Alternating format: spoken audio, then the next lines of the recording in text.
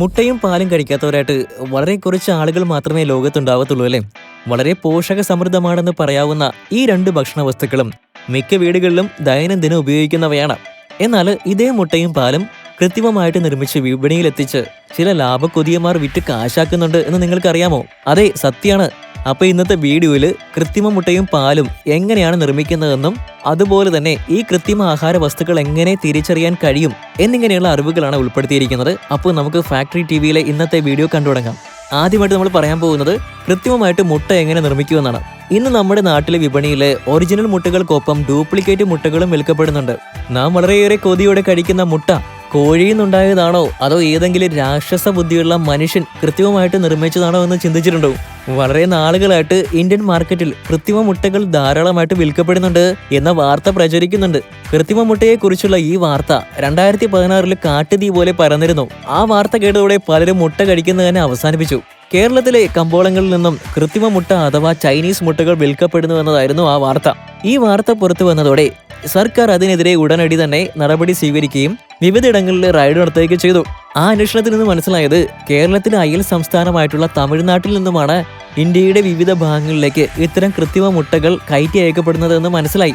അതേസമയം തന്നെ ഇന്ത്യയിലെ പലയിടങ്ങളിൽ നിന്ന് മുട്ട കഴിച്ചതുമൂലം ധാരാളം ആളുകൾ ആശുപത്രിയിൽ അഡ്മിറ്റായി എന്നൊരു വാർത്തയും പരന്നു. കഠിനമായിട്ടുള്ള വയറുവേദനയായിരുന്നു അവരിൽ മിക്കവർക്കും അനുഭവപ്പെട്ട ബുദ്ധിമുട്ട്. പ്രാണൻ പോകുന്ന വിധം വേദന ഉണ്ടാക്കുവാൻ പോകുന്ന എന്താകും ഈ കൃത്രിമ മുട്ടകൾ നിർമ്മിക്കുവാൻ ഉപയോഗിക്കുന്നുണ്ടാകുക എന്ന ചോദ്യമായിരിക്കും പലരുടെയും മനസ്സിലിപ്പോൾ അല്ലേ?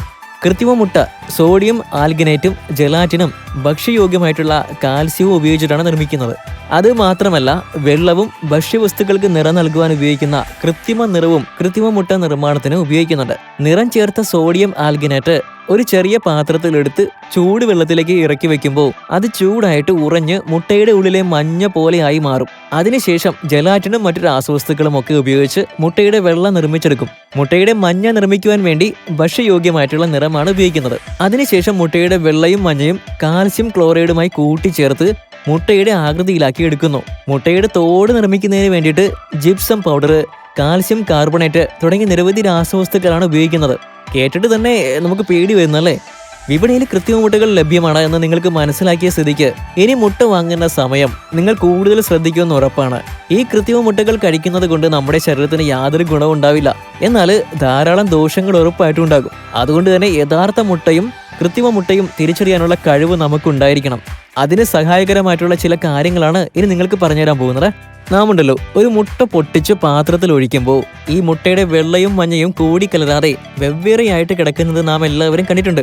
ഒരു ഒറിജിനൽ മുട്ട പൊട്ടിച്ചൊഴിക്കുമ്പോൾ ആ കാഴ്ചയാണ് കാണുവാൻ സാധിക്കുക.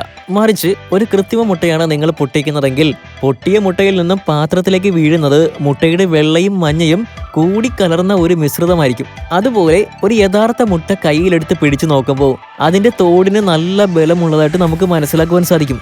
എന്നാൽ ഒരു കൃത്രിമ മുട്ടയുടെ തോട് അത്രയും കട്ടിയുള്ളതായിരിക്കില്ല എന്ന് മാത്രമല്ല അത് വളരെ സോഫ്റ്റും ആയിരിക്കും. മുട്ടകളിലെ ഒറിജിനലും ഡ്യൂപ്ലിക്കേറ്റ് കണ്ടെത്തുവാൻ അടുത്ത വഴി മുട്ടയുടെ മണമാണ്. അതേ മണം തന്നെ.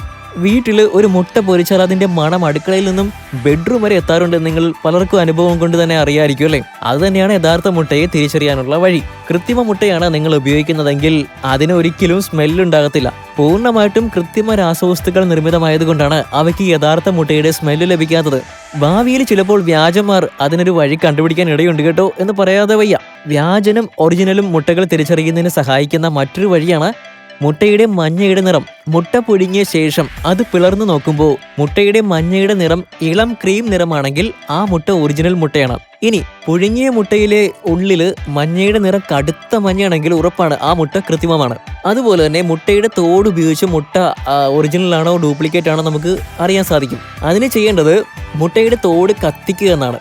ഒറിജിനൽ മുട്ടയുടെ തോട് നിങ്ങൾ തീ പിടിപ്പിക്കാൻ ശ്രമിച്ചാൽ അതിന് തീ പിടിക്കത്തില്ല എന്ന് കാണുവാൻ സാധിക്കും. എന്നാൽ കൃത്രിമ മുട്ടയുടെ തോട് വളരെ വേഗത്തിൽ അഗ്നിക്കിരയാകും. അതുപോലെ തന്നെ മുട്ട കുലുക്കി നോക്കിയും അത് ഒറിജിനൽ ആണോ ഡ്യൂപ്ലിക്കേറ്റ് ആണോ നമുക്ക് തിരിച്ചറിയാൻ സാധിക്കും. മുട്ട കുലുക്കി നോക്കുമ്പോൾ മുട്ടയുടെ ഉള്ളിലെ ഭാഗം കുലുങ്ങുന്നതായിട്ട് തോന്നിയാൽ ആ മുട്ട ഒന്നെങ്കിൽ കൃത്രിമ മുട്ടയോ അല്ലെങ്കിൽ കേടായ മുട്ടയോ ആയിരിക്കും. എന്നാൽ യഥാർത്ഥ മുട്ട കുലുക്കുമ്പോൾ അതിൽ നിന്ന് ഒരു ശബ്ദം പോലും കേൾക്കുവാൻ സാധിക്കില്ല. ഓക്കെ, കൃത്രിമ മുട്ട കഴിച്ചാൽ ഉടനെ തന്നെ മരിക്കുമോ? ഇല്ല. കൃത്രിമ മുട്ട കഴിക്കുന്നത് മൂലം നിങ്ങൾക്ക് പെട്ടെന്ന് അസുഖമോ അല്ലെങ്കിൽ അപകടമോ ഉണ്ടാവില്ല. പക്ഷേ നിരന്തരമായിട്ട് കൃത്രിമ മുട്ടകൾ ഉപയോഗിക്കുന്നത് മൂലം നമ്മുടെ ശരീരത്തിന്റെ രോഗപ്രതിരോധ ശേഷി വളരെ കുറയുകയും നിങ്ങൾക്ക് മറ്റ് അസുഖങ്ങൾ ഉണ്ടാവാൻ ഇടയാകുകയും ചെയ്യും. അതായത് കൃത്രിമ മുട്ടകൾ തുടർച്ചയായിട്ട് ഉപയോഗിച്ചാൽ നിങ്ങൾ പതിയെ മരണത്തിലേക്ക് അടുക്കുമെന്ന് ചുരുക്കം. കൃത്രിമ മുട്ടകളെ കുറിച്ച് അറിഞ്ഞ സ്ഥിതിക്ക് നിങ്ങൾ എപ്പോഴെങ്കിലും കൃത്രിമ മുട്ട കണ്ടിട്ടുണ്ടെങ്കിൽ ആ അനുഭവം കമന്റ് ബോക്സിൽ പറയാൻ മറക്കണ്ട കേട്ടോ. ഇനി രണ്ടാമതായിട്ട് നമ്മൾ പറയുന്നത് കൃത്രിമ പാല് നിർമ്മാണമാണ്. ഈ പാലിൽ മായം ചേർക്കുന്ന വാർത്ത നാം ധാരാളം കേട്ടിട്ടുണ്ട്. പലപ്പോഴും ലാഭം കിട്ടാൻ വേണ്ടി ലാഭക്കൊതിയന്മാര് പാലിൽ വെള്ളം ചേർക്കാറുണ്ട്. എന്നാൽ ഇന്ന് പാലിൽ മായം ചേർക്കുന്നത് വർദ്ധിച്ച് കൃത്രിമ പാല് വരെ നിർമ്മിക്കുന്ന അവസ്ഥ എത്തി നിൽക്കുകയാണ്. എങ്ങനെയാണ് കൃത്രിമ പാല് നിർമ്മിക്കുന്നതെന്ന് നമുക്ക് നോക്കാം കേട്ടോ. കൃത്രിമ പാല് നിർമ്മിക്കാൻ യഥാർത്ഥ പാല് തന്നെയാണ് ആദ്യം വേണ്ടത്. എന്നാൽ വളരെ കുറഞ്ഞ അളവിൽ മാത്രമാണ് യഥാർത്ഥ പാൽ ഉപയോഗിക്കുന്നത്. പാലിലേക്ക് ആദ്യം ചേർക്കുന്ന മായം ലിക്വിഡ് ഡിറ്റർജന്റ് ആണ്. കൃത്രിമമായിട്ട് നിർമ്മിക്കുന്ന പാലിന്റെ അളവ് കൂടുന്നതിനും അതുപോലെ തന്നെ പാലിന്റെ കൊഴുപ്പ് കൂടുന്നതിനും വേണ്ടിയിട്ടാണ് ലിക്വിഡ് ഡിറ്റർജന്റ് ഉപയോഗിക്കുന്നത്. അതിനുശേഷം ഈ മിശ്രിതത്തിലേക്ക് ചേർക്കുന്നത് റിഫൈൻഡ് ഓയിലാണ്. പലപ്പോഴും വളരെ ഗുണനിലവാരം കുറഞ്ഞ വില കുറഞ്ഞ റിഫൈൻഡ് ഓയിലാണ് ഇത്തരത്തിൽ കൃത്രിമ പാല് നിർമ്മിക്കാൻ ഉപയോഗിക്കുന്നത്. കൃത്രിമ പാലിന് പശപശപ്പ് നൽകുന്നതിന് വേണ്ടിയിട്ടാണ് ഇത്തരത്തിൽ റിഫൈൻഡ് ഓയിൽ മായമായിട്ട് ചേർക്കുന്നത്. ഓയിൽ ചേർത്തതിന് ശേഷം ഏകദേശം അരമണിക്കൂറോളം ആ മിശ്രിതത്തെ ശക്തമായിട്ട് ഇളക്കിക്കൊണ്ടിരിക്കും. അതിനുശേഷം അതിലേക്ക് വെള്ളം ചേർക്കും. പാലിന്റെ മധുരം ലഭിക്കുന്നതിന് വേണ്ടി വെള്ളത്തിന് വലിയ തോതിൽ ഗ്ലൂക്കോസ് ചേർക്കുന്ന പതിവുണ്ട്. ഇത്രയും കാര്യങ്ങൾ ചെയ്തു തീർക്കുന്നതോടെ കൃത്രിമ പാല് തയ്യാറാണ്. ഇനി ഈ പാല് നിർമ്മിക്കുന്നവർ അത് അടുത്തുള്ള നഗരങ്ങളിലും ഗ്രാമങ്ങളിലും വിറ്റ് പണം ഉണ്ടാക്കുന്നു. പ്രധാനമായിട്ടും ഈ കൃത്രിമ പാല് വിൽക്കുന്നത് ബേക്കറികളിലാണ്. അവിടെ മധുര പലഹാരങ്ങൾ നിർമ്മിക്കുവാൻ വേണ്ടിയിട്ടാണ് മിക്കപ്പോഴും ഈ കൃത്രിമ പാൽ ഉപയോഗിക്കുന്നത്. അങ്ങനെ നിർമ്മിക്കപ്പെടുന്ന പലഹാരങ്ങൾ കഴിക്കുന്നതോടെ നമ്മുടെ ശരീരം അസുഖങ്ങളുടെ ഒരു കേന്ദ്രമായി മാറുമെന്ന് ഉറപ്പാണ്. അപ്പോൾ എങ്ങനെ നമുക്ക് പാലിന്റെ മായം കണ്ടെത്തുവാൻ സാധിക്കും? അതിനുള്ള വഴികളാണ് ഇനി പറയാൻ പോകുന്നത് കേട്ടോ. പാലിൽ വെള്ളം ചേർത്തിട്ടുണ്ടോ എന്നറിയാൻ പാലിൽ നിന്നും ഒരു തുള്ളി എണ്ണമയമുള്ള പ്രതലത്തിൽ ഒഴിക്കുക. പാല് വളരെ വേഗത്തിൽ ആ പ്രതലത്തിലൂടെ ഒഴുകി പോകുന്നുവെങ്കിൽ പാലിൽ ധാരാളം വെള്ളം ചേർത്തിട്ടുണ്ടെന്ന് മനസ്സിലാക്കാം. പാൽത്തുള്ളി സാവധാനമാണ് ഒഴുകുന്നതെങ്കിൽ പാല് ശുദ്ധാണ്. പാലിലെ അന്നജത്തിന്റെ അളവ് അറിയുന്നതിന് വേണ്ടി പാലിലേക്ക് 2-3 തുള്ളി അയോഡിൻ തുള്ളികൾ ഒഴിക്കുക.